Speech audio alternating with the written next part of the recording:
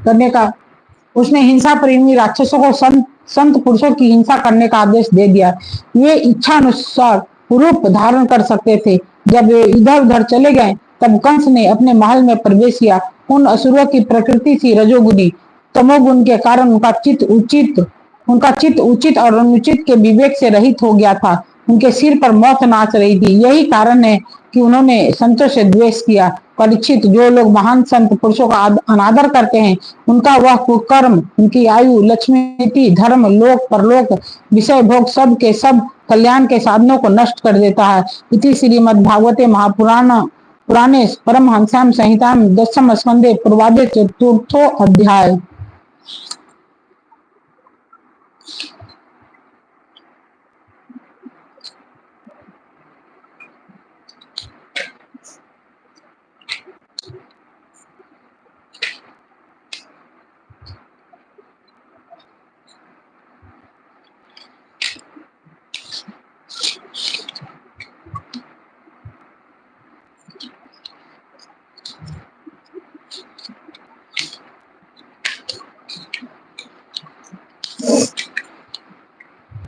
अतः पंचमो अध्याय। गोकुल में भगवान का जन्म उत्सव, जन्म महोत्सव। गोकुल में भगवान का जन्म महोत्सव।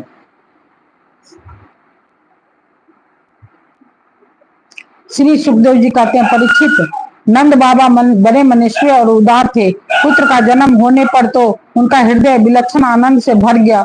उन्होंने स्नान किया और पवित्र होकर सुंदर सुंदर वस्त्र भूषण धारण किए। फिर वेदज्ञ ब्राह्मणों को बुलवाकर स्वास्थि वाचन और अपने पुत्र का जात कर्म संस्कार करवाया। साथ ही देवता और पितरों की विधि पूर्वक पूजा भी करवाई। उन्होंने ब्राह्मणों को वस्त्र आभूषणों से सुसज्जित 2 लाख गौवें दान की। रत्न और सुनहले वस्त्रों से ढके हुए तिल के 7 पहाड़ दान किए। संस्कारों से ही गर्भ शुद्धि होती है, यह प्रदर्शित करने के लिए अनेक दृष्टांतों का उल्लेख करते हैं। समय से नूतन जल, अशुद्ध भूमि आदि, स्नान से शरीर आदि, प्रक्षालन से वस्त्र आदि, संस्कारों से गर्भ आदि, तपस्या से इंद्रिया आदि, यज्ञ से ब्राह्मण आदि, दान से धन धान्य आदि और संतोष से मन आदि द्रव्य शुद्ध होते हैं। परंतु आत्मा की शुद्धि तो आत्मज्ञान में ही होती है। उस समय ब्राह्मण, सुत, मागध और बंदीजन मंगलमय आशीर्वाद देने तथा स्तुति करने लगे। गायक गाने लगे। मेरी और दुदुम्बिया बार बार बजने लगी।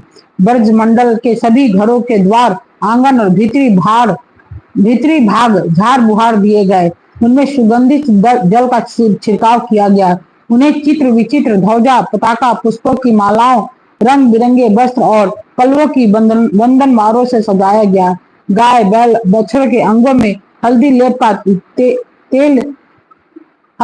तेल का लेप कर दिया गया और उन्हें गेरू आदि 3 धातुएं, मोर पंख, फूलों के हार, तरह तरह के सुंदर वस्त्र और सोने की जंजीरों से सजा दिया गया। परीक्षित, सभी ग्वाल बहुमूल्य वस्त्र, गहने, अंग रखे और पगड़ियों से सुसज्जित होकर अपने हाथों में भेंट की बहुत सी सामग्रियां लेकर नंद बाबा के घर गए। नंद बाबा के घर आए। यशोदा जी के पुत्र हुआ है, यह सुनकर गोपियों को भी बड़ा आनंद हुआ। उन्होंने सुंदर सुंदर वस्त्र, आभूषण और अंजन आदि से अपना श्रृंगार किया।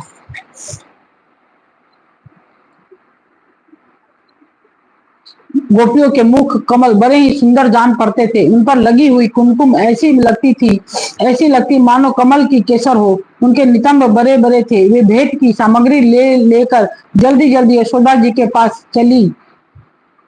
उस समय उनके पयोधर हिल रहे थे। गोपियों के कानों में चमकती हुई मणि के कुंडल झिलमिला रहे थे। गले में सोने के हार, हैकल या हुमेल जगमगा रहे थे। वे बड़े सुंदर सुंदर रंग बिरंगे वस्त्र पहने हुए थी। मार्ग में उनकी चोटियों में गुथे हुए फूल बरसते जा रहे थे। हाथों में जराऊ कंगल अलग ही चमक रहे थे। उनके कानों के कुंडल, पयोधर और हार हिलते जाते थे। इस प्रकार नंद बाबा के घर जाते समय उनकी बड़ी अनूठी जान पड़ती थी। घर जाते समय उनकी शोभा बड़ी अनूठी जान पड़ती थी। नंद बाबा के घर जाकर वे नवजात शिशु को आशीर्वाद देती, यह चिरंजीवी हो, भगवान इनकी रक्षा करे, और गालों पर हल्दी तेल से मिला हुआ पानी छिड़क देती तथा ऊंचे स्वर में मंगल